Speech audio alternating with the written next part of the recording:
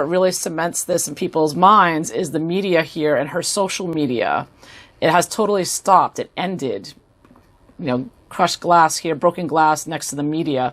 She has not been, she regularly posted, like she was a typical 20-year-old and posted regularly on Facebook and Instagram, I believe, or Twitter, one of those, or all of them.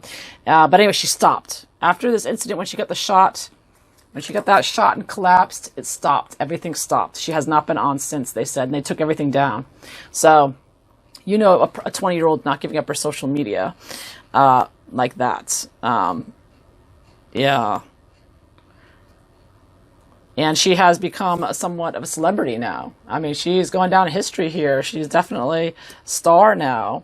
Of course not as she'd want to be, but as it has been. So it does look like.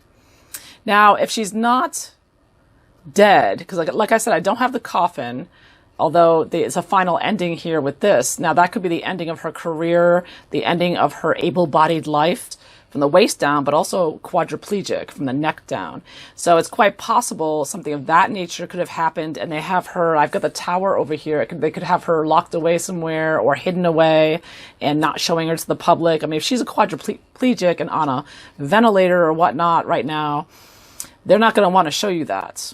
So it's possible she's alive, I'm getting from this, because, again, I don't have the death card here, the coffin or anything.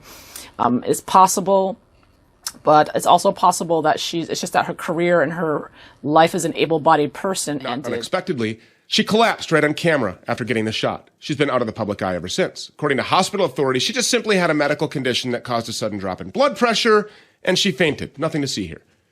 Lots of people, though, have speculated that Tiffany Dover actually died from the jab and that her death has been covered up. Well, Christopher Key has a completely different theory. He thinks that Tiffany Dover really is alive, but that she's been severely injured by the shot. Key's theory is that she's been paid off in a big way to keep quiet. We look forward to hearing a lot more about that theory and what evidence he has for it. To that end, Christopher Key joins us now. Thank you so much for being here, man. We appreciate you being here. So, what evidence do you have to support this claim? Brother, we went and pulled all the records, and we've now found that she just purchased a large piece of property in Alabama, and that she is building a brand new, beautiful home.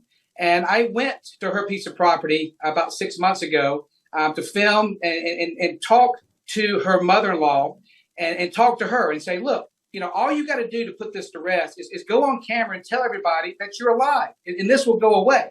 And her mother-in-law agreed to give me an interview, and then they canceled everything. And I went to the property regardless, and I got confronted by the contractor, and then he got the phone.